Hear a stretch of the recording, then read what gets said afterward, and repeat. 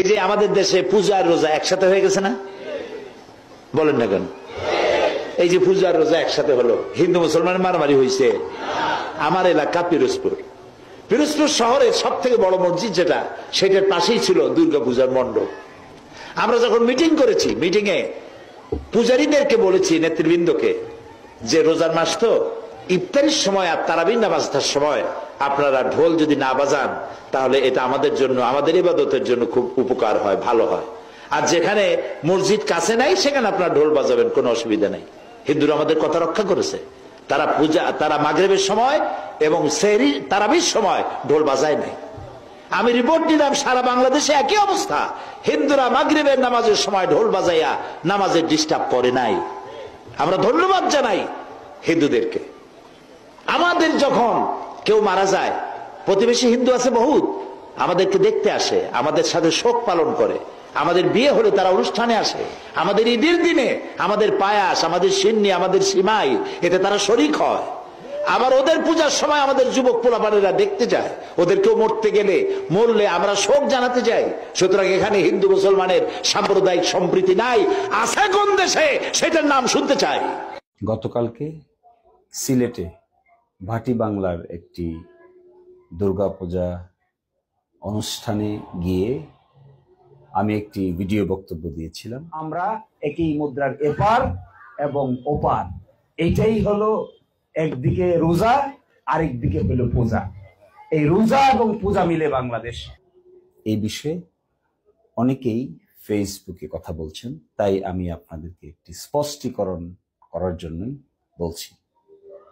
আপনারা দেখবেন যে আমি যে প্রেক্ষাপটে বলেছি, সেই প্রেক্ষাপটটা হলো যে মোরা এক বৃন্তে দুটি কুসুম, হিন্দু মুসলমান, মুসলিম তার নয়নমণি, হিন্দু তাহার প্রাণ। এটি বিদ্রোহী কবি কাজী নজরুল ইসলামের একটি কবিতার উদ্ধৃতি। এবং বাংলাদেশে হিন্দু মুসলমান মিলেই বাংলাদেশ। এটাই মূলত বাংলাদেশ হলো বৃন্ত, তার কুসুম হিন্দু, তার কুসুম মুসলমান, এটিই বোঝানো হয়েছে এখানে। তার সাথে সাথে একই মুদ্রার এপিঠ এবং অপিঠ, অর্থাৎ বাংলাদেশ যদি একটা মুদ্রা হয়, তাহলে এই মুদ্রায় মুসলমানরা বসবাস করেন, তারা রোজা পালন করেন, হিন্দুরা বসবাস করেন, তারা পূজা পালন করেন। এটি একটির সাথে আরেকটি মিলানোর বিষয় না। এটি যে যার ধর্ম সেটি পালন করবে। এর বাইরে এর বাড়তি কোনো ব্যাখ্যাও নাই, এর বাড়তি কোনো তর্জমাও নাই।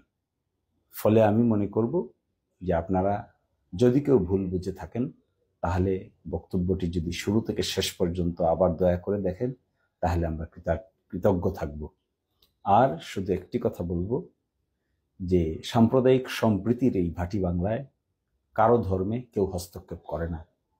যে যার ধর্ম স্বাধীনভাবে পালন করে। আমরা রোজা পালন করি, এটি আমাদের ধর্মীয় বিধান, এটি আমাদের 5টি স্তম্ভের একটি স্তম্ভ।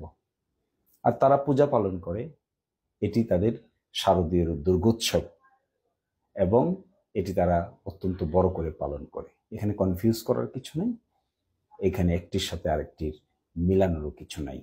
উপমা ব্যবহার করার জন্যই এক বৃন্তে দুটি কুসুমের কথা বলা হয়েছে, একই মুদ্রার এপিঠ অপিঠের কথা বলা হয়েছে। আর এই মুদ্রার নাম হলো বাংলাদেশ। এখানে সকল ধর্মের মানুষই বসবাস করে, বসবাস করছে, বসবাস করবে মিলেমিশে। আর ভাটি বাংলা তার জ্বলজ্জান্ত উদাহরণ। আশা করি এই বিষয়টি এখানে সকলেই ইতি টানবেন। ধন্যবাদ সবাইকে।